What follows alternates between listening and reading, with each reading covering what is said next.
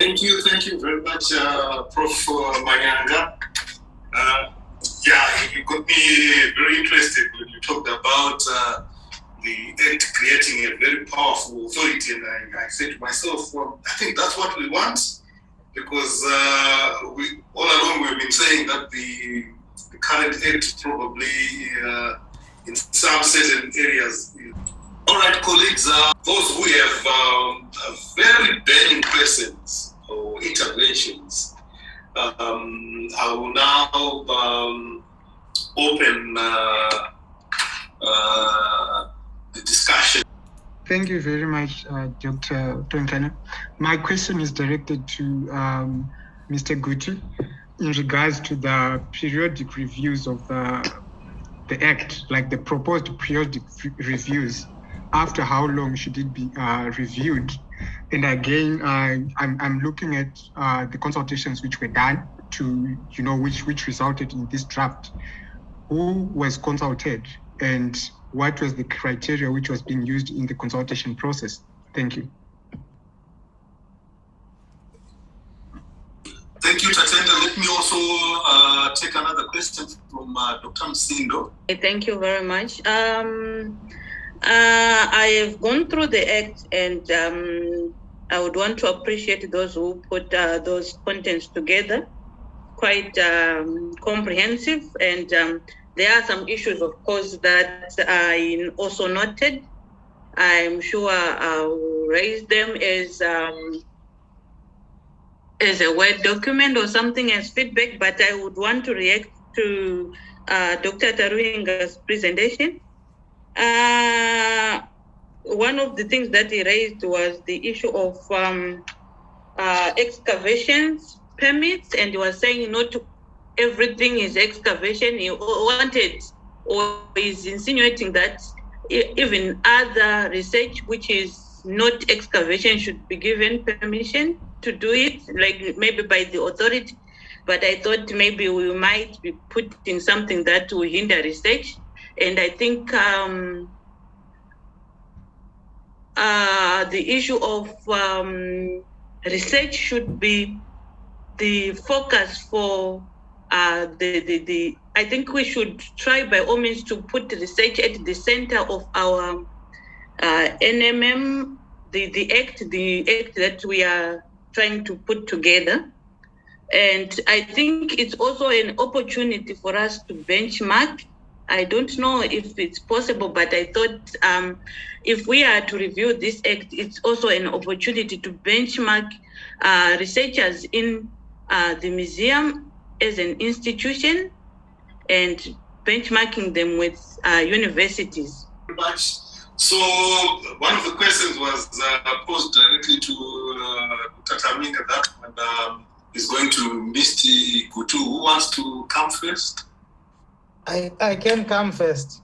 Okay, Dr. Taminga, say. What I was trying to say, I hear the comment. What I was trying to say is that ordinarily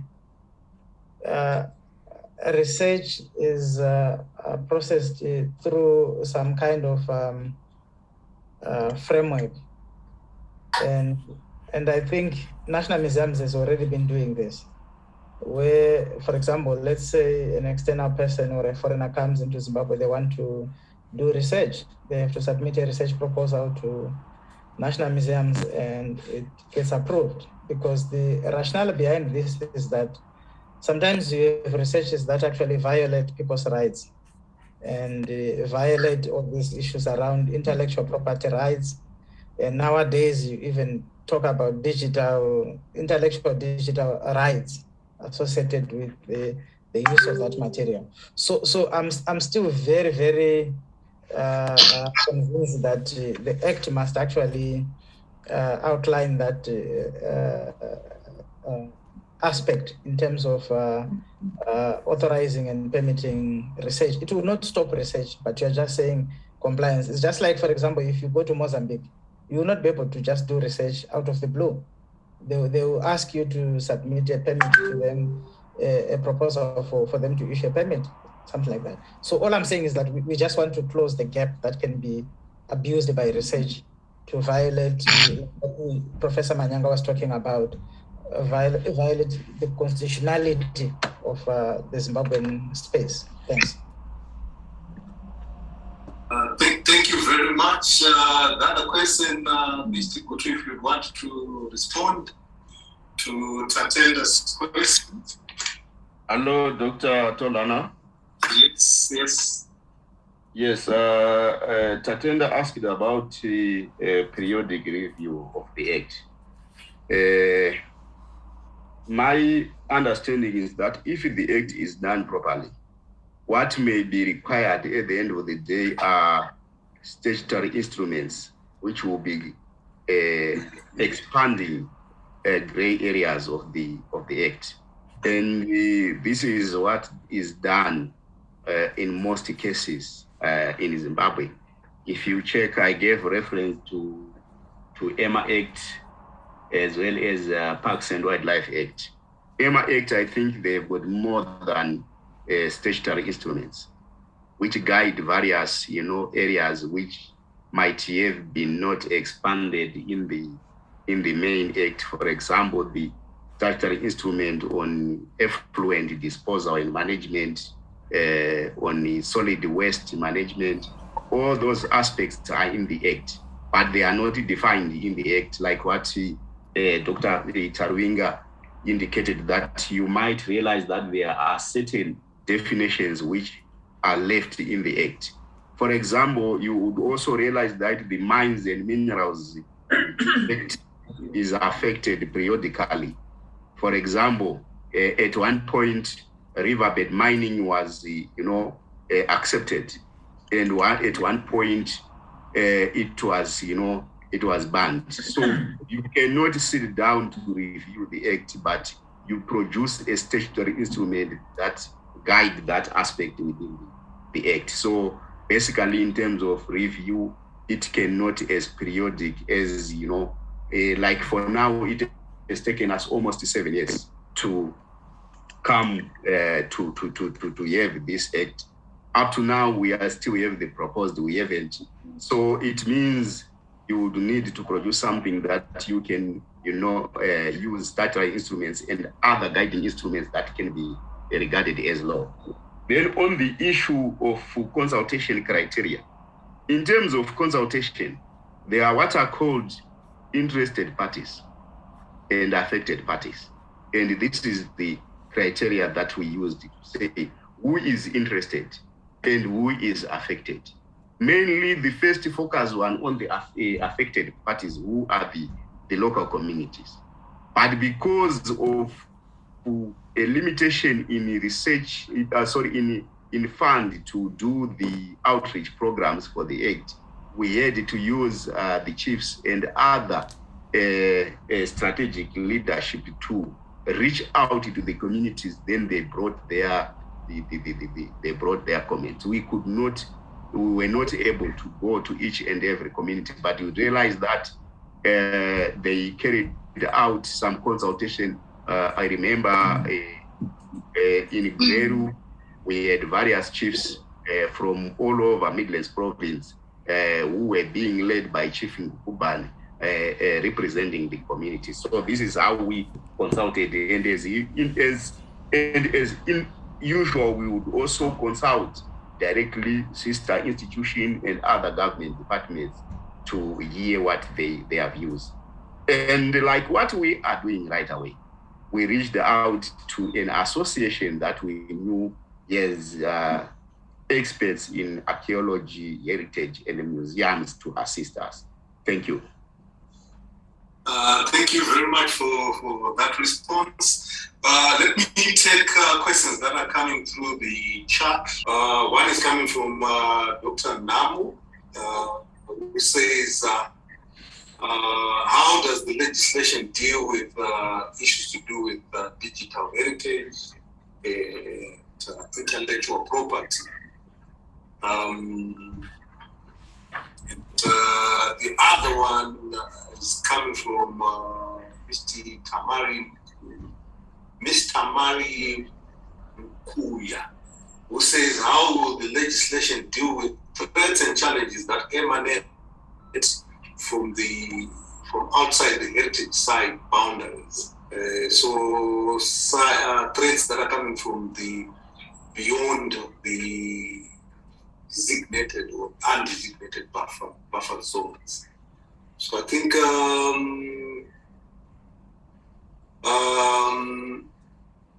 the question from Ms. Mukuya has already been answered by Dr. Taruinga in the chat. Maybe Prof. Mike Andre, you might want to say something. Yes, aspects of digital heritage that I made reference to that we probably need to talk about that. With digital heritage is basically the use of digital media in the service of understanding and preserving cultural and natural heritage. And that being the case, it is something that needs to be regulated by law.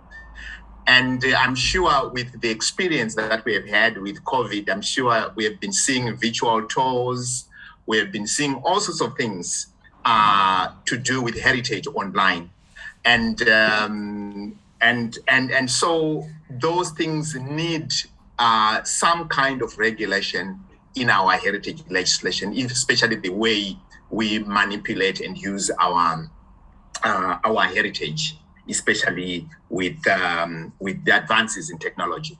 So we can't, with the fourth industrial revolution that we are in, we need to keep pace with issues and make reference to issues of digital heritage. And then the issue of buffers, yes, indeed, the draft law does make provision for the creation of buffers. Although there is the issue of intrusion that I was talking about earlier on, that how far does the authority go in terms of intruding into individual spaces, issues of property rights and things like that. But that is a matter that we can discuss further. But the buffers, yes, the Act makes provision for that, which is something really positive. All right. Thank you for that response. There is also Madam Guria, you had your hand up, and is it the same question that you wanted that you have posed in the chat, or you might want to express it verbally? It's the same question that I had posed to Professor Manyanga. We noticed that a lot of legislation, for example, the South African one, it acknowledges that the heritage in South Africa is owned by the South African people. And I was wondering if our draft also mentions who owns Zimbabwean heritage. Because if we look at the current constitution, it states that the heritage is for the people. So I don't know if there's a marriage between our draft act and the current constitution that we have in Zimbabwe. Thank you. Thank you. A very difficult question and a very sensitive question too. Who owns Zimbabwe's heritage according to the Act? The authority in the Act is basically keeping that heritage in trust of the people of Zimbabwe. That is what is implied in the Act. Maybe the drafters may add and advise me, but my understanding was that the authority is keeping the heritage in trust of the people of Zimbabwe. I think what we may need to discuss, which is coming from that, is the issue of access, is the issue of use, is the issue of management agreements. Which other people can utilize that heritage and under what conditions? Should we just restrict it to the owner and the authority, or we need to allow other private players to manage heritage site where they can demonstrate competencies? So that's what I would say, but I'll maybe refer this to the drafters such that we can have more clarity in terms of who owns the heritage according to the Act. Then there is something which is in the Constitution which gives the function of the protection and promotion of heritage, which is given to traditional authorities. And again, it brings another player. And again, we need to see how in the draft, how the proposed Heritage Act would then incorporate other players or work with other players who actually have that also similar responsibility within the Constitution. Thank you. Okay, thank you very much, Prof. Manyanga. Dr. Namo, would you want to say something? I see that you have there's something that you have written on the comment section. Would you want to express that verbally? I think the point that she's raising, which is worth considering, is that when you look at ownership of heritage, just like what Professor Manyanga was saying, there's no clear-cut clause in the Act that says, okay, this is how we are going to handle heritage that is owned by other people, but which is of national significance or whatever level of significance is ascribed to it. And I agree with her that maybe subjecting that thinking to a lawyer might be best, in the sense that they will give you options in terms of what can be put in place, like what Professor Manyanga was talking about, whether it's a management agreement, or it's a custodianship agreement, or it's a stewardship agreement, because there are so many terms that can be ascribed to that process, where you recognize the ownership of heritage in private hands or in other people's hands, but it's still part of the national processes. So we really have to be technical about it and look at the terminology that is relevant to our situation. Thanks. Okay. Thank you very much, Dr. Taruinga, for that comment. I see a hand, Dr. Msindo, you have another question that you want to pose. Please, you're welcome to comment. This one is a comment on the draft. Yes. Well, it's a bit petty because it's on definitions, and I was caught by the first definition of this museum, and I wanted to ask, do we still need to maintain the museum as a non-profit making organization? And then the other one was on the definition of ancient working, which to me seems to be restricted to mining. I thought workings can be things that are outside mining. So I thought maybe if it could say that include mining or for mining purposes, not to say specifically for mining only, because we also have ancient workings which are not specifically for mining activities. Those were my two comments for now, for the sake of time. Thank you. Okay, thank you very much for those observations.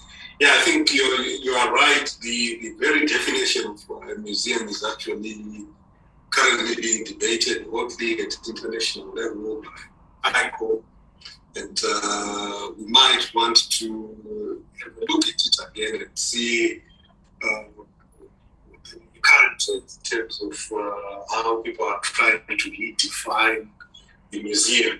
I've seen Professor Mataga is in, might want to say a word or two about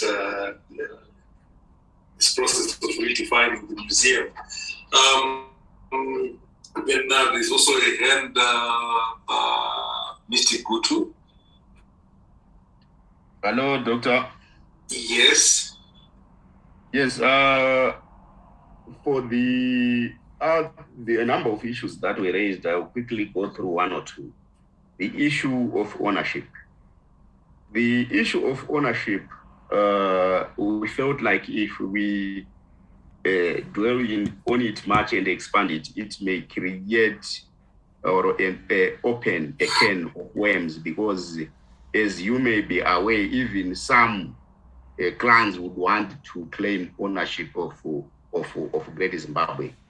And we have the Manyanga National Monument, where we have now we have got a number of families who are now literally fighting, claiming that the current spirit medium is not part of the rightful family of the Moyoroso people. So we felt like if we do that, we may expose ourselves, because we may, at the end of the day, not be able to contain this. But we would, however, accept any contribution towards that, so that we can be guided accordingly. You would realize that it is also deliberate, in the sense that most people in Zimbabwe, in the rural areas, they don't have the ownership or entitlement to the land that they occupy according to any act. So you would realize that even the issue of the legislation, the national legislation, does not embrace the issue of ownership. That's the reason why you would realize that people can be easily removed from one place to another when a mining development takes place. They don't have much rights like in Australia, where the owners of the land can claim even 50% of the stake in the development of a project within their area. So, this is one of the challenges. Then the issue of the definition of the museum, I think we need to revisit that. I think there is a change in the definition. But the issue of ancient working, I would want to go back to the speaker to help us what can be included, which is not mining, but which is ancient working. Thank you. Prof. Mataga, I think you get a burning question if you want to pose that question. And then we take the next maybe 5 minutes, so that we at least end the webinar. But please feel free to send in your comments in writing. We'll send the email addresses where you can actually send in your observations with regards to the draft legislation in the chat box. So now I'll invite Prof. Mataga to make your comments or your questions, and then Tatenda again before we close. Thank you, Chairperson. I hope you can hear me. There's a bit of a party outside my office. Our students are doing their orientation. I think I'm just excited. Personally, the names that I see on my screen just give me a warm feeling. Generations of colleagues, friends, teachers, supervisors, and I think it's a very interesting engagement to have. A lot of the comments that I had, Chairperson, have already been taken by others, so I don't want to repeat some of the issues, and I will send some of the comments on the copies to yourself, and I think it's Dr. Mpira. The one comment, though, is the one that I wrote in the chat, and I'm interested in finding out what the team's view is around some level of decentralization, because I think someone commented earlier, I think it was Prof. Manyanga, around the authority still being too vested in sort of the proposed authority, albeit with a new name. It's still the NMMZ. What is the thinking around some kind of decentralization of the powers and authorities we know, and I said that Ndukuyake can't comment because we would have been interested to find out from the South African experience around that aspect of decentralizing to local municipalities, to cities, and what this has done in the experience of South Africa. It looks like we are still around the idea of centralizing into one authority. So that's the comment I had, and thank you for the opportunity, Chair. Okay. Thank you very much, Prof. Matag. I did hold my gun when it comes to that particular question, because I also had something similar. Because under section 6.2G of the draft legislation, they are talking about considerations to do with the affiliation and accreditation of private museums. And I was thinking that maybe it's closing space for private players. And so that question of decentralization of power, I think Prof. Manyanga, you might want to speak to that one, because you're interested in issues to do with the devolution and so forth. So over to you, Prof. Yes, thanks, Thomas. When I was looking at the Constitution, our new Constitution, one of the guiding principles in terms of governance is the whole issue of devolution. That's why we have issues dealt at a national level, issues dealt at a provincial level, and things dealt at a local level. So that also needs to reflect in terms of how we will administer our heritage. So I think that the Act needs also to speak to the Constitution. So the issue of devolution issue of devolving powers to different levels needs to happen, and also it will provide for effective management and care for our heritage resources. I think if that happens, we will stop talking of management by neglect, because each local authority will look at what they have. At the provincial level, they may make their own take, but I think in the spirit of the Constitution, I think the issue of devolution needs to happen.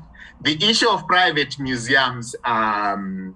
Todlana, I thought that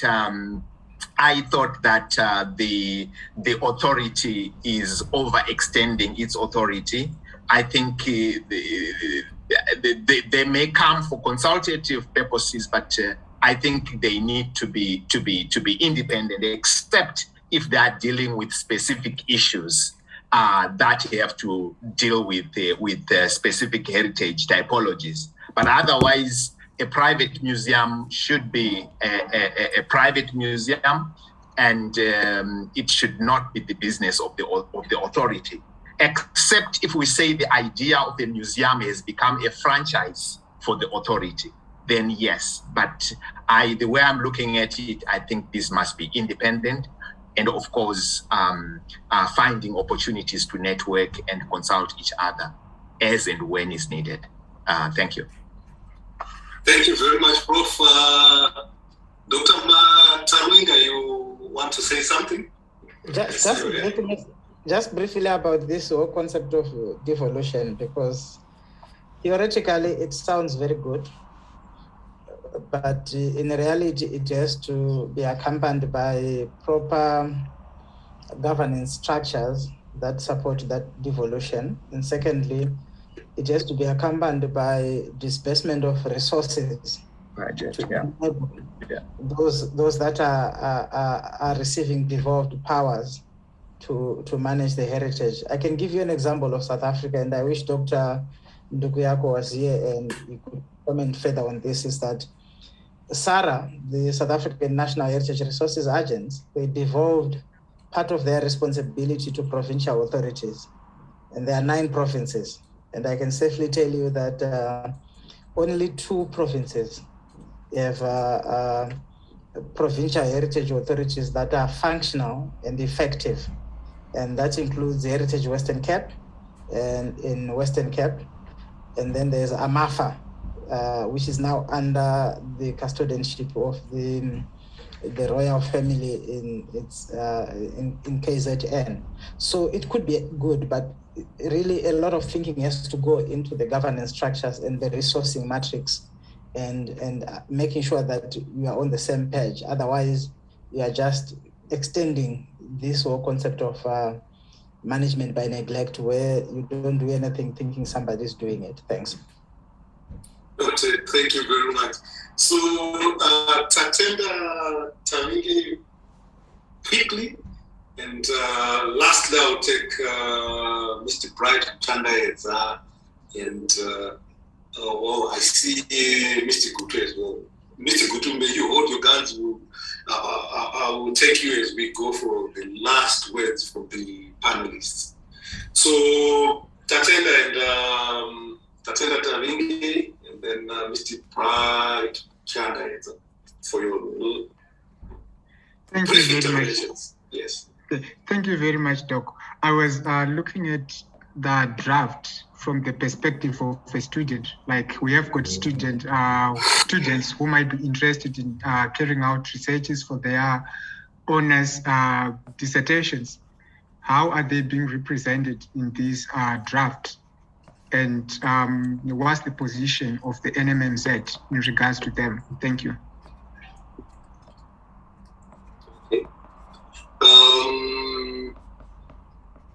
Mr. Bright?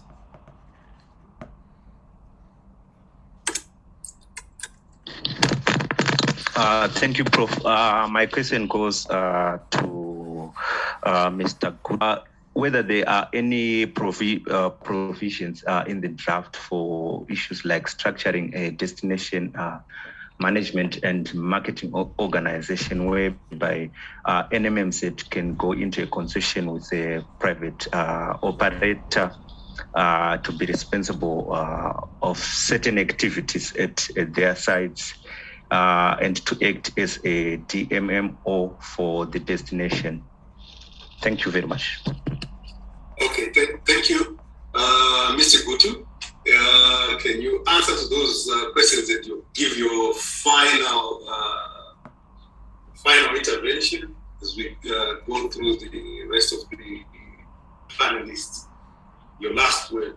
Comment on the two questions that came from Tatenda and what? Okay, I would also want to attempt on the decentralization one. Can you hear me? Yes, we can. Yes, basically our governance structures are linear and they haven't been, they are not yet open for the so-called devolution. You would realize that while we have the Minister of State for Provincial Affairs, I have got the minister, I'm under the Minister of Home Affairs. So if we are to report anything, we report strictly to the Minister of Home Affairs. While the Minister of Provincial Affairs may be interested, I would submit something to Dr. Mahash, then Dr. Mahash submit it to the Minister responsible for Home Affairs.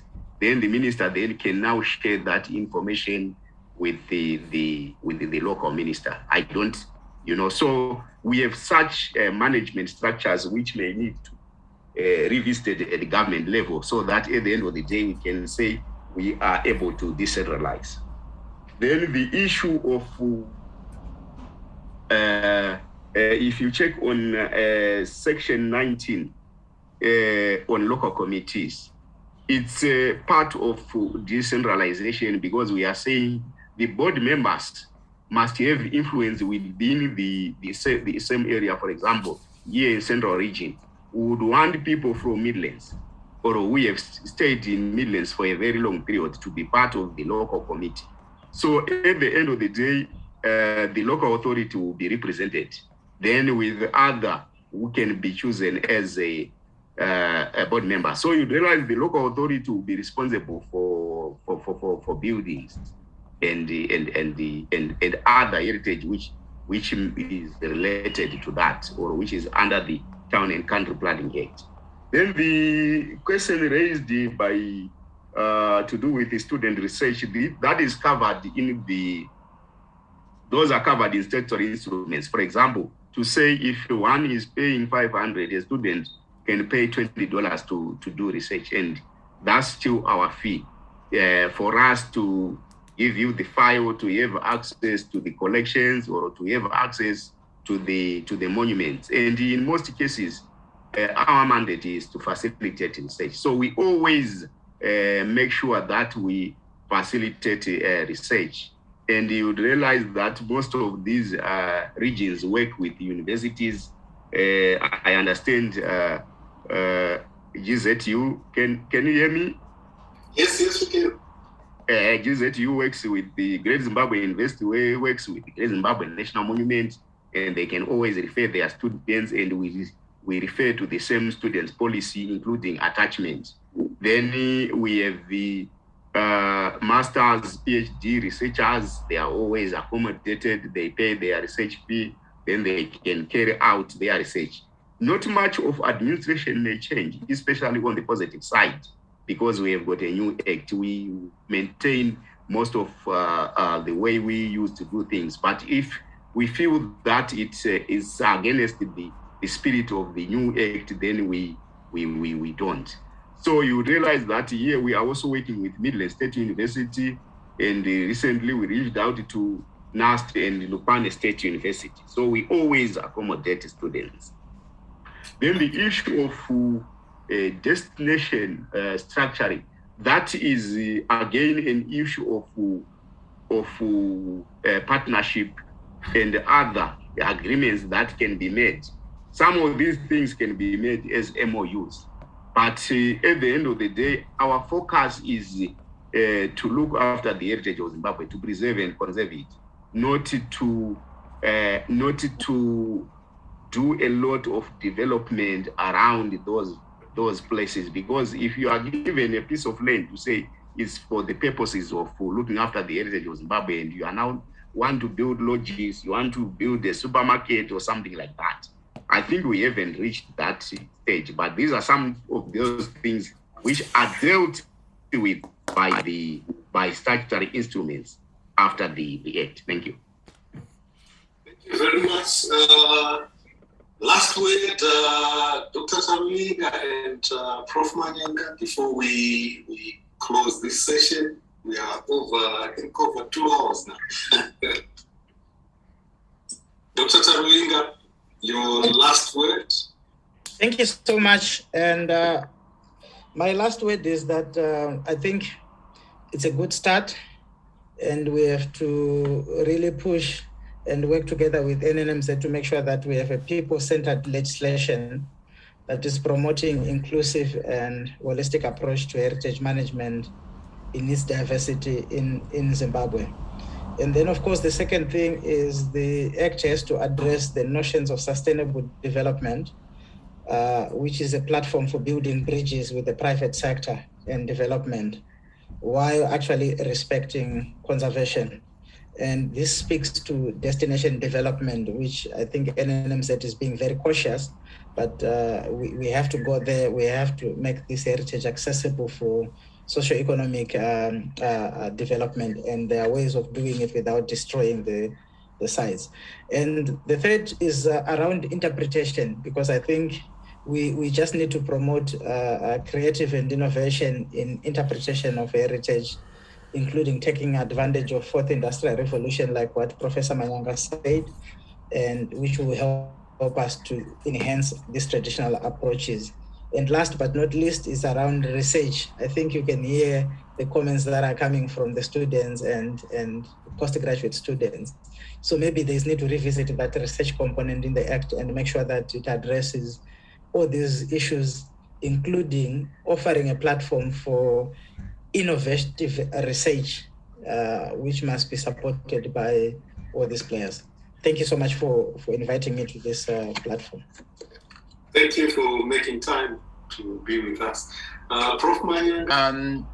I was saying I'm so excited to have been part of this platform, to have been on this platform. And it is my hope that we will continue with this kind of engagements. But my last words are to emphasize that what we have been talking about, it's something that is so important at different levels. At the national level, our development trajectory is heritage-based. At a continental level, the Africa we want, the emphasis again is on heritage, arts, culture, and heritage. At the global level, again, at the UN, the issue of the creative industries is something that is being promoted. And so we got this opportunity to be reviewing our legislation when so many things are happening in the world which centers on heritage. And it is my hope that we won't miss that opportunity. And so we are already behind in terms of ensuring that our legislation talks to these different developmental issues. So my last word is that we need to continue working on this and to make contributions which, again, for those who have come up with policy, they will find our legislation enabling for different kinds of things. Then the issue of our heritage and business and economics, I think is something, again, that needs to be factored in. I think other heritage entities in the country are already dealing with issues of public and private partnerships. And I think that still needs to be factored in. We need to go beyond just looking after heritage, but also making that heritage work for people and benefit the people. Thank you. Thank you very much, Prof, for the last words. So what I could get from the last interventions is that the legislation should be people-centered. The legislation should be enabling legislation. So, ladies and gentlemen, thank you very much for sparing some time to be with us and for all the contributions that you have sent through. If for some reason you still have some contributions that you want to make, there are emails that I've sent in the chat box, natnews.nmmz.co.zw or Tar News at